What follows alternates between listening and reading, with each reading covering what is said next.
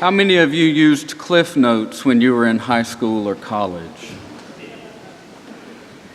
I don't think I've heard the high school students with whom I work mention Cliff Notes. Maybe they aren't a thing anymore. Perhaps Wikipedia and Google have replaced it. I've also heard about Spark Notes, I think, or Sparky Notes, something that they're using now. But when I was in high school, Cliff Notes were highly coveted. And if you aren't familiar with them, they are synopses of major works of literature. A quick read that tells you the main characters, the plot, and enough information so that hopefully you can pass a test on the material. Not make an A, just pass the test usually. Well, my senior year, we had to take British Lit. Senior year is a bad year to take British Lit because most of the year we had senioritis. And our senioritis was especially acute around final exam time. We didn't want to work anymore. Our minds were on graduation celebrations in college and everything else besides British Lit. However, in the last couple of weeks of school, we realized that we still had to pass the final exam to graduate, so we began to cram. The teacher had assigned the play Pygmalion for us to read, and the final exam was to be mostly composed of essay questions concerning the play. My group of friends and I got together to plot how we would study for the exam without actually reading the play. We bought the Cliff Notes, and in my town there was only one store that sold Cliff Notes, and it was in the back of the store, and it felt like this clandestine mission to go find these Cliff Notes, and then we would pass that one copy around to everybody. But I bought the Cliff Notes, and we skimmed them, and then we got together and had a party and watched My Fair Lady, the musical version of the play. And as I look back on it, we probably worked harder trying not to read the play than we would have if we had just sat down and read it. I don't remember what I made on the exam, but I'm sure that my reading the Cliff Notes and watching the movie were reflected in my grade. But I find that's our natural tendency, at least mine at times. Just give me the facts. I don't need a lot of detail, just the minimum of what I need to know to pass the test and get on with my life. Now, you may not have done this in the academic arena, but I bet there are areas of life where you do.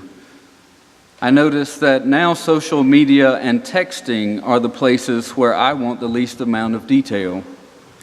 Show me in a picture or in 240 characters, which has recently been doubled to that. It used to be 120. But if I have to click twice or scroll down to read, I move on to the next thing. It's like a modern-day telegram. Give me only the essentials without the fluff. I think sometimes we want this in our faith as well. We have busy lives, Jesus, children to raise, jobs to perform, lives to live. We want the Cliff Notes version of this thing, and we want to know what is essential to pass the final exam. The Sadducees and Pharisees asked Jesus for his Cliff Notes of the law in our gospel reading this morning, and they were trying to trick him. And they started asking him to reduce the law to just the essentials. Now you can sort of think of the Sadducees and Pharisees like Democrat and Republican senators. They often fight with each other, but they will join forces in grilling someone in those Senate hearings. And here we find Jesus is on trial and being grilled.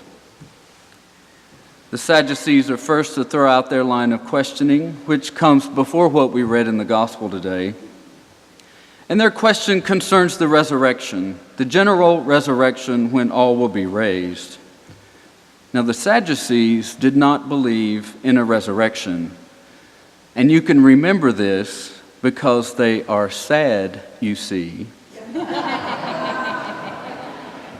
My Baptist upbringing pays off every now and then. So their question was sly.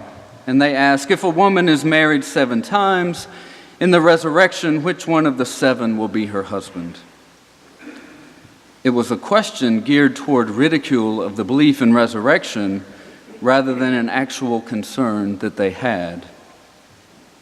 And Jesus says, well, you must not understand the power of God. God can raise the dead, and in the resurrection, there is no marriage. And then he shuts them down by saying, have you not read what was said to you by God? I am the God of Abraham, the God of Isaac, and the God of Jacob.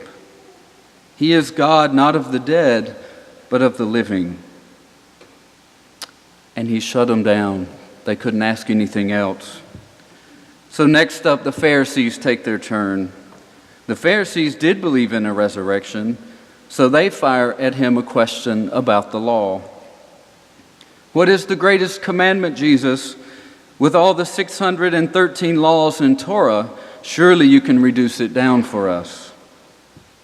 And Jesus responds, you shall love the Lord your God with all your heart and with all your soul and with all your mind. This is the greatest and first commandment, and a second is like it. You shall love your neighbor as yourself. On these 2 commandments hang all the law and the prophets. Even though they wanted cliff notes, Jesus really didn't give it to them. That may be what we want and how we read this commandment, but rather than being a reduction of the law, Jesus gives it to us as an interpretive lens, a way the rest of the law makes sense. And Jesus says the way you read the law is with the eyes of love. If the law isn't about you loving God and loving neighbor and loving self, then you're missing the point. See, without love, the law becomes legalism and religion becomes oppressive. Take the commandment to rest on the Sabbath. Now, seen through the eyes of love, this commandment is about taking time to recuperate from the stresses of the week. It's a time to remind yourself that you are loved of God and you are loved by the community, not because of what you can produce or the important work you do, but you're loved just because of who you are, a child of God. Now remove the lens of love from that commandment, and it can become a way to judge others' spirituality. Where I grew up, we had blue laws. I'm not sure if you had them here in Virginia. I see some nods that you do. I don't think you have them anymore, but we had blue laws and they were called blue laws because they were written on the blue pages of the law code. And these were laws that governed morality, and one of the laws was that nothing besides hospitals and pharmacies could open on Sundays.